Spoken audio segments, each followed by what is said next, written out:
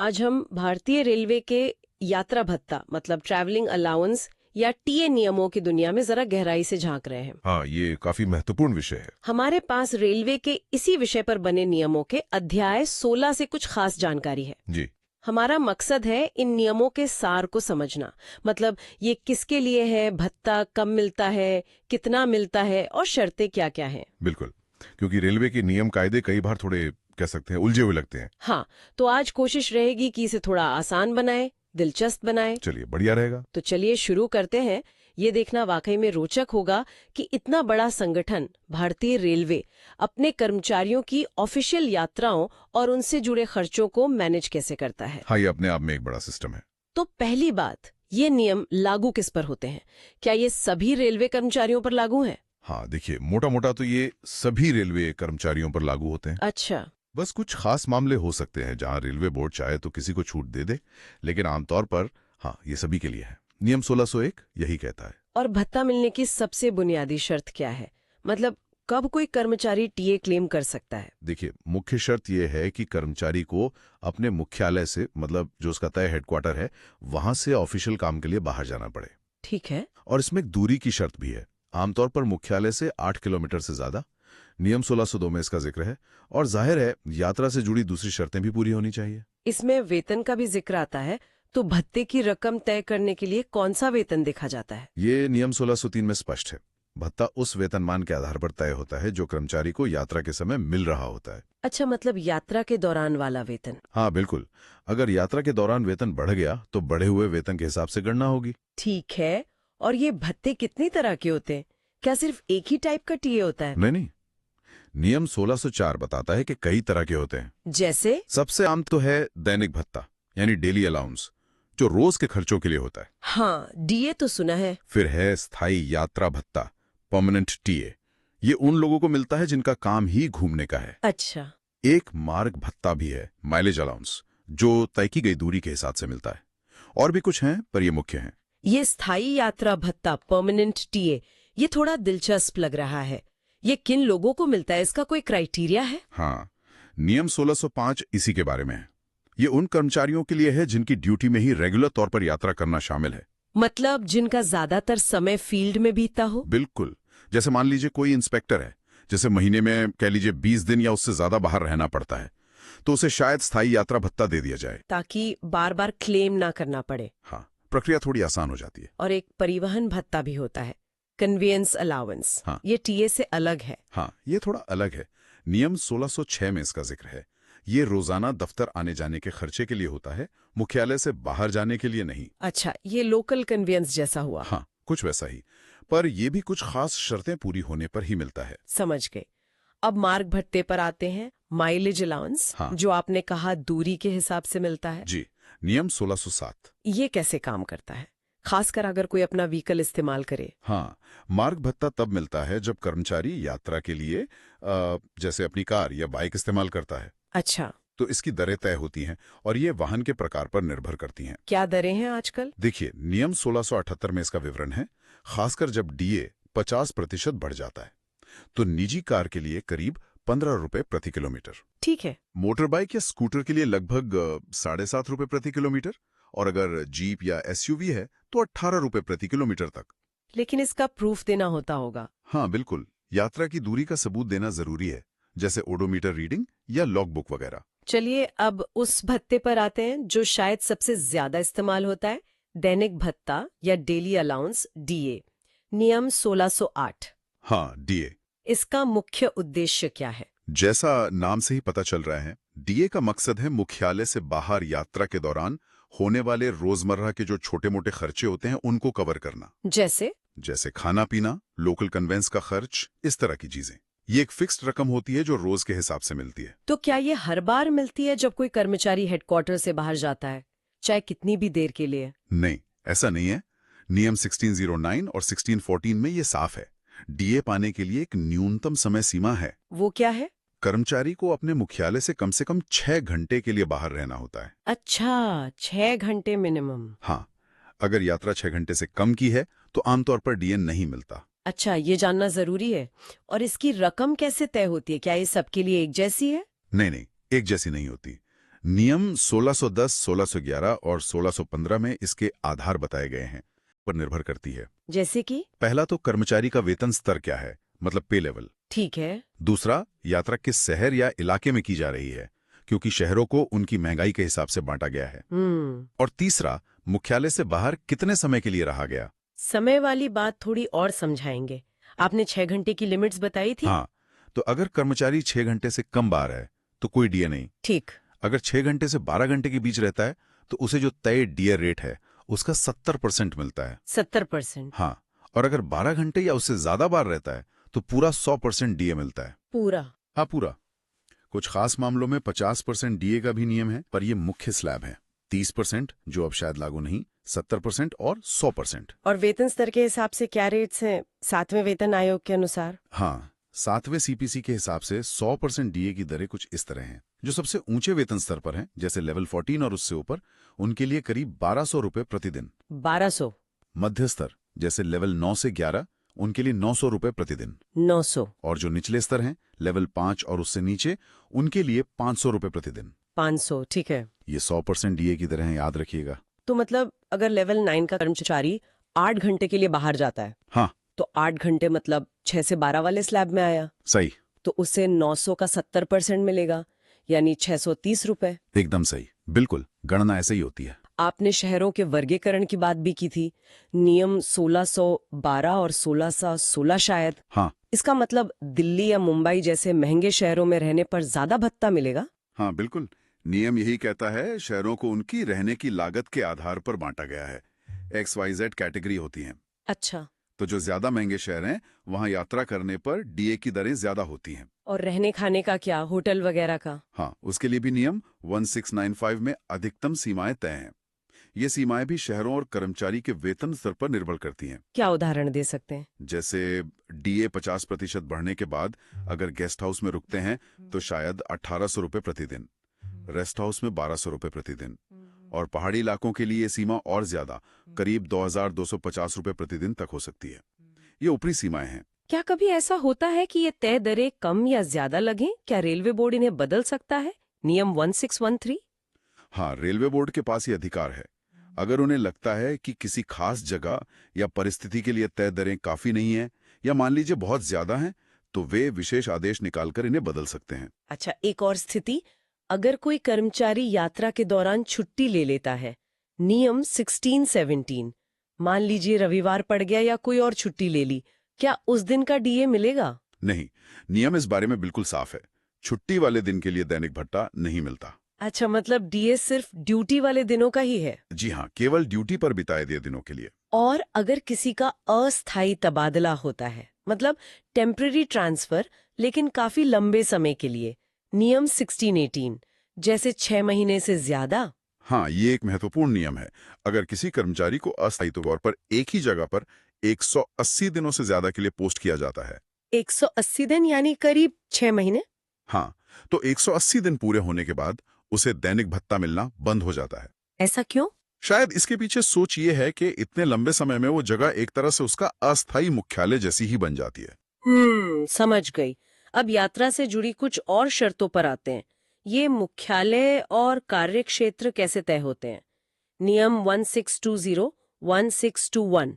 देखिए, मुख्यालय तो वो जगह है जिसे रेलवे प्रशासन कर्मचारी के लिए तय करता है, आमतौर पर जहां उसका ऑफिस होता है।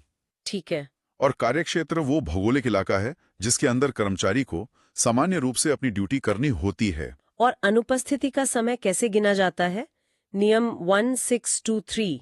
ये गिना जाता है जब कर्मचारी मुख्यालय छोड़ता है और जब वापस आता है उस पूरे समय के लिए। क्या अपने सामान्य कार्यक्षेत्र से बाहर जाने या मुख्यालय छोड़ने के लिए परमिशन लेनी पड़ती है? नियम 1622, 1626। हाँ, बिल्कुल।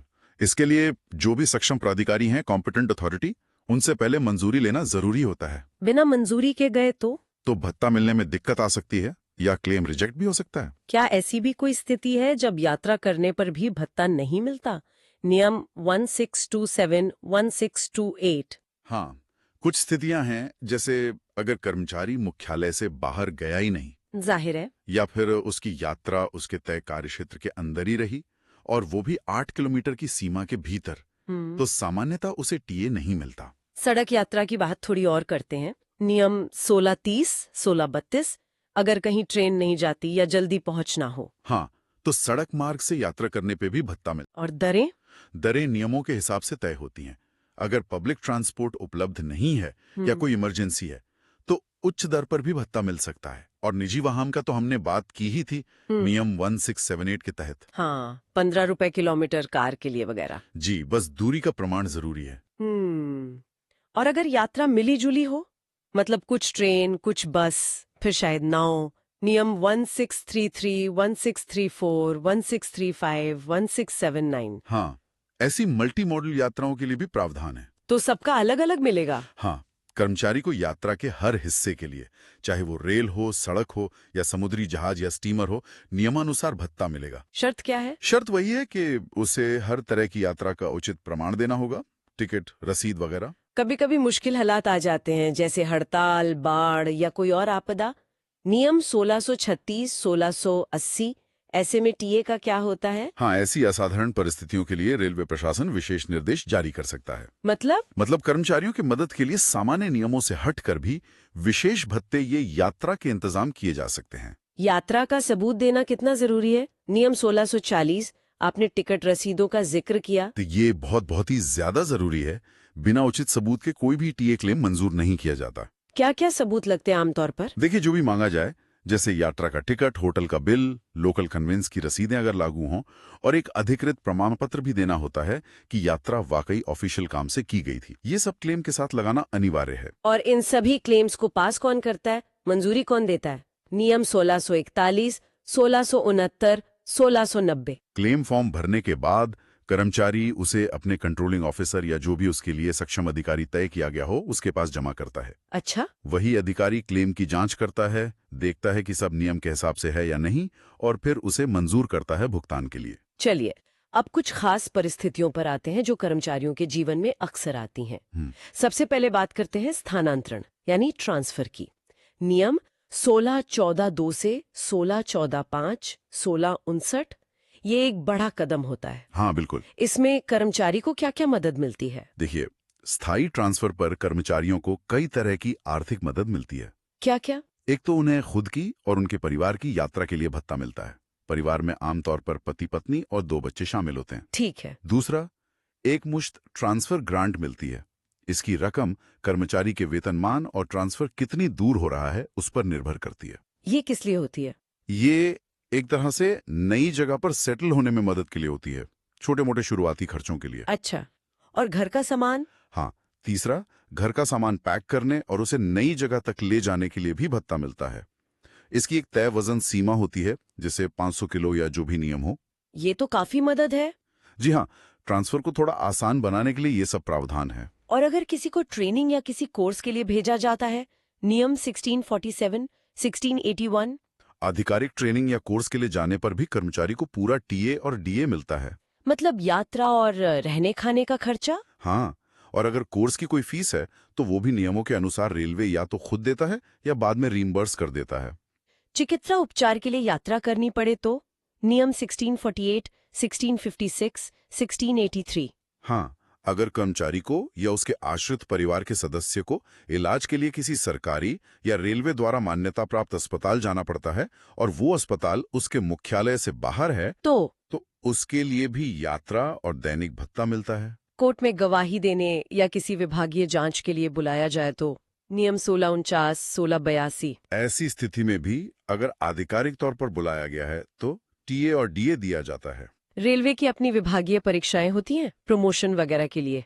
नियम 1650, उनके लिए जाने पर भी भत्ता मिलता है? हाँ, विभागीय परीक्षा या चयन प्रक्रिया में भाग लेने के लिए यात्रा करने पर भी कर्मचारी को टीएम मिलता है। नई नौकरी ज्वाइन करने या रिटायरमेंट के समय यात्रा का क्या है? नियम 1652, 1653, 1685, 1698। हाँ, इसके लिए भी प्रावधान है। नई नियुक्ति पर ज्वाइन करने वाले कर्मचारी और उसके परिवार के कुछ सदस्यों को यात्रा भत्ता मिलता है। और रिटायरमेंट पर? रिटायर होने पर कर्मचारी और उसके परिवार को अपने स्थायी निवास स्थान तक जाने के लिए भी अंतिम यात्रा भत्ता दिया जाता है। पुनर्नियुक्ति के मामलों में भी नियम लागू होते हैं। जो कर्मचारी प्रोबेशन पर होते हैं, नियम 1654, 1684, क्या उन्हें भी टीए मिलता है? अब प्रोबेशन अवधि के दौरान भी अगर कर्मचारी को आधिकारिक काम से यात्रा करनी पड़ती है तो उसे पूरा टीएडीए मिलने का प्रावधान है, उसमें कोई रोक नहीं है। क्या पहाड़ी इलाकों या कुछ खास जगहों पर यात्रा के लिए कुछ अलग नियम है? नियम 1655। हाँ, कुछ इलाके जो दुर्गम हैं या ज्यादा महंगे हैं, खासकर पहाड़ी इलाके जैसे शिमला, दार्जिलिंग वगैरह, हाँ, वहां ड्यूटी करने या यात्रा करने पर कर्मचारियों को सामान्य से ज्यादा दर पर डीए मिल सकता है या कुछ अतिरिक्त भत्ता मिल सकता है, जैसे शायद 10% अतिरिक्त डीए। क्यों? क्योंकि वहां रहने की लागत ज्यादा होती है। अगर किसी आपातकालीन स्थिति जैसे परिवार में कोई दुखद घटना के कारण यात्रा करनी पड़े, नियम 1657-1675। ऐसी मुश्किल अनुकंपा वाली परिस्थितियों में भी नियमों के तहत यात्रा सहायता मिल सकती है और जरूरत पड़ने पर यात्रा एडवांस भी जल्दी स्वीकृत किया जा सकता है। अब कुछ प्रशासनिक बातों पर आते हैं। एडमिनिस्ट्रेटिव पहलू। यात्रा के लिए एडवांस लेने का क्या सिस्टम है? नियम 1660-1686।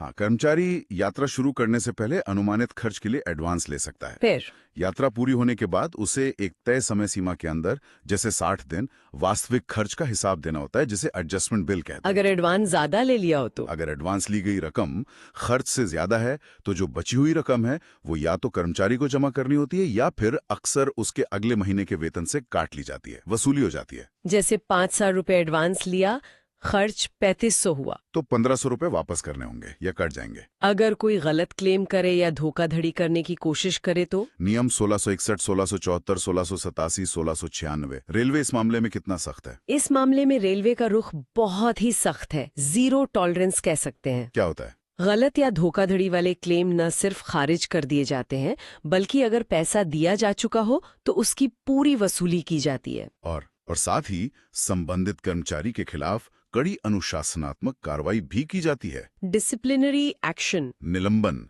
यानी सस्पेंशन के दौरान टीए क्लेम का क्या होता है? नियम 1666-1697। देखिए, निलंबन के दौरान टीए क्लेम या तो रोक दिए जाते हैं या लंबित रखे जाते हैं। पेंडिंग। फैसला कब होता है? निलंबन हटने और मामले का निपटारा होने के बाद ही उन पर कोई फैसला होता है, नियमों के अनुसार। यात्रा के दौरान मिलने वाले आधिकारिक आवास जैसे गेस्ट हाउस या रेस्ट हाउस, नियम 1665, 1667, 1689, इनकी इस्तेमाल के क्या नियम है? इनका इस्तेमाल कर्मचारी के पद, रैंक और उपलब्धता के आधार पर होता है। मतलब हर रैंक के लिए शायद अलग अलग मानक हों कि वो किस तरह के आवास के हकदार हैं, और इनका आवंटन भी जोन के नियमों के अनुसार ही होता है। इतने सारे नियम, इतने क्लेम, इनका रिकॉर्ड कैसे रखा जाता होगा? नियम 1666, 1668, 1688। रिकॉर्ड रखना तो बहुत ही जरूरी है। हर क्लेम को वाउचर, रसीदें और दूसरे सहायक दस्तावेजों के साथ ठीक से फाइल किया जाता है। कैसे? इनका पूरा लेखा जोखा रजिस्ट्रों में या आजकल तो कंप्यूटर सिस्टम में रखा जाता है। टीएमएस जैसा सॉफ्टवेयर होता है। कब तक रखने होते हैं ये रिकॉर्ड? ऑडिट और भविष्य के निरीक्षण के लिए इन रिकॉर्ड्स को कम से कम 3 साल तक संभाल कर रखना होता है। भुगतान का तरीका क्या है? कैश या बैंक? नियम 1670, 1691। आजकल तो ज्यादातर भुगतान सीधे कर्मचारी के बैंक खाते में ही ट्रांसफर किए जाते हैं, एनईएफटी, आरटीजीएस वगैरह से। ये बेहतर है। हाँ, ये ज्यादा पारदर्शी है, सुविधाजनक है और सुरक्षित भी। कैश भुगतान अब बहुत कम होता है, और वो भी विशेष परिस्थितियों में सक्षम अधिकारी की मंजूरी से। रेलवे कर्मचारियों को यात्रा के लिए रियायती पास या टिकट भी मिलते हैं। नियम 1671, 1692। अगर वे ऑफिशियल यात्रा पर इनका इस्तेमाल करें तो टीए कैसे मिलता है? हाँ, ये एक अहम सवाल है। तो अगर कर्मचारी आधिकारिक यात्रा के लिए अपने रियायती पास या टिकट का इस्तेमाल करता है तो उसे यात्रा भत्ते की गणना करते समय उस रियायत का फायदा नहीं दिया जाता। मतलब उसे किराए की पूरी रकम वापस नहीं मिलेगी। उस रियायत को काटकर जो बनता है वही मिलेगा। अगर कुछ बनता है तो किराया शून्य हो सकता है, अगर पास पे यात्रा की है तो। क्या भत्ते की कोई ऊपरी सीमा भी होती है, सीलिंग? नियम 1672। ऐसा तो नहीं कि कितना भी खर्च करके क्लेम कर दें? नहीं, ऐसा बिल्कुल नहीं है। हर तरह के भत्ते के लिए, चाहे वो होटल में ठहरने का खर्च हो या यात्रा का या खाने का, रेलवे बोर्ड समय समय पर अधिकतम सीमाएं तय करता है। तो क्लेम उतना ही मिलेगा? हाँ, कोई भी क्लेम उस तय सीमा से ज्यादा नहीं हो सकता, भले ही आपका वास्तविक खर्च उससे ज्यादा क्यों ना हुआ हो। आपको अधिकतम सीमा तक ही मिलेगा। क्या एक बार जमा किया गया क्लेम बाद में बदला जा सकता है? नियम 1673, अगर कोई गलती हो गई हो या कुछ छूट गया हो। हाँ, अगर क्लेम की जांच के दौरान कोई गलती पाई जाती है या मान लीजिए नियमों की गलत व्याख्या हुई हो, तो सक्षम अधिकारी या ऑडिट द्वारा उसे सुधारा या संशोधित किया जा सकता है। इसे कहते हैं रिव्यू या रिवीजन। रहने और खाने के खर्च की सीमाओं की बात हमने पहले भी की थी। नियम 1676-1695 ये रेलवे तय करता है। हाँ, ये रेलवे द्वारा तय अधिकतम सीमाओं के अंदर ही मिलते हैं। जैसा हमने पहले बात की थी, वेतन स्तर और शहर के हिसाब से सीमाएं अलग अलग होती हैं। और अगर आधिकारिक वाहन का इस्तेमाल किया जाए यात्रा के लिए, नियम 1677 रेलवे की गाड़ी। हाँ, अगर यात्रा के लिए रेलवे का ही वाहन इस्तेमाल किया गया है तो कर्मचारी को मार्ग भत्ता यानी माइलेज अलाउंस नहीं मिलेगा। कुछ भी नहीं। हाँ, कुछ मामलों में शायद ईंधन वगैरह के लिए नियमों के अनुसार कुछ मिल सकता है अगर नियम में प्रावधान हो, लेकिन पूरा माइलेज अलाउंस तो कतई नहीं। और अंत में नियम 1700, क्लेम जमा करने से लेकर पैसा मिलने तक की पूरी प्रक्रिया संक्षेप में क्या है? संक्षेप में कहें तो कर्मचारी यात्रा पूरी होने के बाद निर्धारित फॉर्म भरता है। ठीक है। उसके साथ सभी जरूरी सबूत लगाता है, टिकट, बिल, रसीदें, यात्रा का प्रमाण पत्र। फिर उसे अपने कंट्रोलिंग ऑफिसर को जमा कर देता है। ऑफिसर उसकी जांच करता है, नियमों से मिलान करता है। सब ठीक होने पर वो उसे भुगतान के लिए अकाउंट्स विभाग को भेज देता है और फिर भुगतान हो जाता है। तो कुल मिलाके ये नियम काफी विस्तृत है और कोशिश करते हैं कि आधिकारिक यात्राओं से जुड़े लगभग हर पहलू को कवर किया जाए। हाँ, बिल्कुल। इनका मकसद यही लगता है कि कर्मचारियों को उनके जायज खर्चों का मुआवजा मिले और पूरी प्रक्रिया में एक तरह की यूनिफॉर्मिटी बनी रहे। सही कहा आपने। दैनिक भत्ते की गणना कैसे होती है, ट्रांसफर के नियम क्या हैं और खास यात्राओं के प्रावधान, ये सब कर्मचारियों के लिए काफी मायने रखते होंगे। बिल्कुल। ये नियम भले ही पहली नजर में जटिल लगें, पर इनका उद्देश्य पारदर्शिता और निष्पक्षता लाना ही है। जब नियम साफ होते हैं तो सबके साथ एक जैसा व्यवहार सुनिश्चित होता है। हाँ, ये तो है। हाँ, ये जरूर है कि कर्मचारी भी इन नियमों को ठीक से समझें और उनका सही तरीके से पालन करें। जैसे सही सबूत देना, समय पर क्लेम जमा करना, इससे सिस्टम ठीक चलता है। हाँ, इससे पूरी व्यवस्था सुचारू रूप से चलती है और कह सकते हैं धोखाधड़ी की गुंजाइश भी कम होती है। रिकॉर्ड रखने और ऑडिट की जो व्यवस्था है वो भी इस पारदर्शिता को और मजबूत करती है। यहाँ एक सोचने वाली बात ये उठती है कि क्या ये नियम आज की जो बदलती परिस्थितियां हैं, जैसे यात्रा के नए साधन आ गए हैं, महंगाई बढ़ रही है, क्या उनके साथ ये नियम कदम से कदम मिला पा रहे हैं? ये एक वाजिब सवाल है। और इन नियमों का लगातार मूल्यांकन करते रहना और जरूरत पड़ने पर उनमें बदलाव करते रहना, ये कितना जरूरी है ताकि वे हमेशा प्रासंगिक बने रहें, इस पर विचार किया जा सकता है। बिल्कुल, समय के साथ नियमों का अपडेट होना तो जरूरी है ही। आज इस जानकारीपूर्ण चर्चा के लिए बहुत बहुत धन्यवाद। धन्यवाद।